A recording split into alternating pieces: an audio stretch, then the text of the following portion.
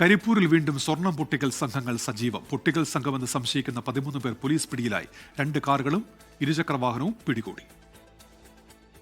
ഒരിടവേളയ്ക്ക് ശേഷം സ്വർണം പൊട്ടിക്കൽ സംഘം കരിപ്പൂരിൽ വീണ്ടും സജീവമാകുകയാണ്. 2 സംഘങ്ങളിൽപ്പെട്ട 13 പേരാണ് കരിപ്പൂർ പോലീസിന്റെ പിടിയിലായത്. ഇന്നലെ ഇന്റർനാഷണൽ അറൈവൽ ഏരിയയിൽ സംശയാസ്പദമായ രീതിയിൽ കണ്ടെത്തിയ സംഘത്തെ പോലീസ് ചോദ്യം ചെയ്തതിൽ നിന്നാണ് നിർണായക വിവരങ്ങൾ ലഭിച്ചത്. വിദേശത്ത് നിന്നെത്തുന്ന മലപ്പുറം സ്വദേശിയിൽ നിന്ന് സ്വർണവും പണവും കവർച്ച ചെയ്യുക ലക്ഷ്യമിട്ടെത്തിയ സംഘമെന്ന് പോലീസിന് വ്യക്തമായി.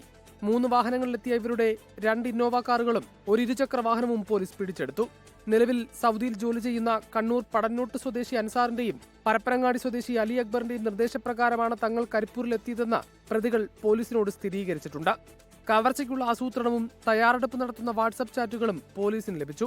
പോലീസ് എത്തിയപ്പോൾ കടന്നുകളഞ്ഞ സംഘത്തിലെ മറ്റുള്ളവർക്കായി അന്വേഷണം ഊർജിതമാക്കിയിട്ടുണ്ട്. ഇതിനിടെ സ്വർണം കൊണ്ടുവന്നുവെന്ന് പറയപ്പെടുന്ന മലപ്പുറം സ്വദേശി കൊണ്ടോട്ടി സ്റ്റേഷനിൽ ഹാജരായി.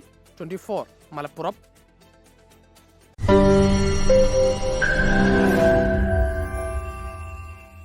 ലോകത്തെവിടെയായാലും ഏത് സമയത്തും 24 വാർത്തകളും ഓഗ്മെന്റഡ് റിയാലിറ്റി പാക്കേജുകളും എക്സ്പ്ലെയിനറുകളും വിശദമായി കാണാൻ ഞങ്ങളുടെ യൂട്യൂബ് ചാനൽ നിങ്ങൾക്ക് സബ്സ്ക്രൈബ് ചെയ്യാം.